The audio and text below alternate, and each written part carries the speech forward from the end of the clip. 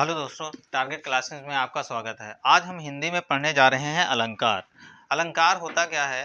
तो यहाँ पे आइए हम देखते हैं। काव्य की शोभा बढ़ाने वाले तत्वों को हम क्या कहते हैं? अलंकार कहते हैं। चलिए आइए, अलंकार होते कितने प्रकार के हैं? तो अलंकार देखिए निम्न प्रकार के होते हैं। अलंकार को दो भागों में बांटा गया है। एक भाग है इसका शब्दालंकार। शब्दालंकार दूसरा होता है अर्थालंकार। दो भागों में बांटा गया है अर्थालंकार। ठीक है, तो ये दो भाग हो गए अलंकार के।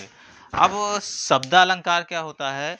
किसी काव्य में शब्दों के द्वारा चमत्कार उत्पन्न होता है, उसे ही क्या कहते हैं? शब्दालंकार।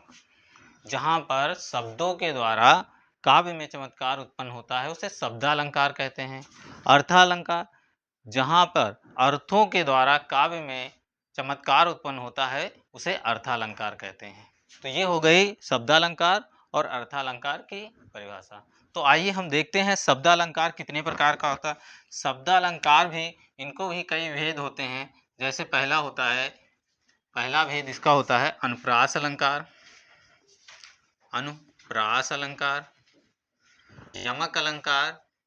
यमक अलंकार। तीसरा होता है श्लेष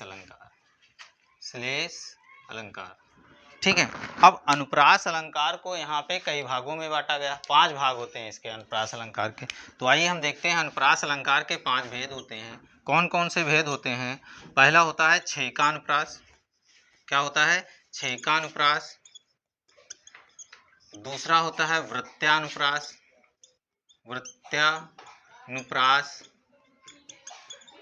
तीसरा होता है लाटानुप्रास।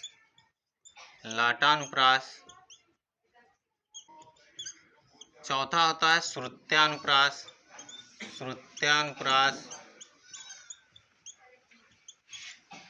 पांचवा होता है आपका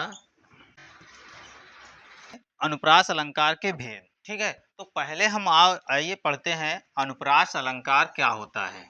ठीक है, तो आइए हम लोग अनुप्रास अलंकार पहले पढ़ते हैं। अर्थालंकार के भी भेद होते हैं, पहले हम इनको देख लेते हैं, फिर अर्थालंकार की बात करते हैं। चलिए आइए अनुप्रास अलंकार हेडिंग डालते हैं। अनुप्रास अलंकार देखिए क्या होता है। जहां पर वर्णों की आवृत्ति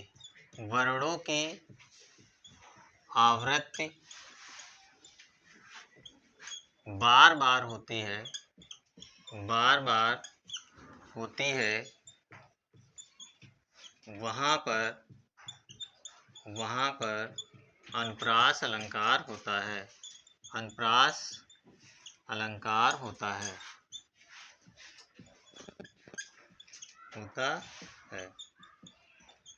चलिए एग्जाम्पल देखिए। जैसे इसका एग्जाम्पल है, उदाहरण,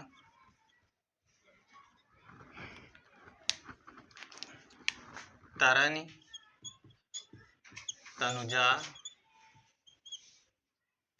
तनुजा तट तमाल तरुवर बहुछाए।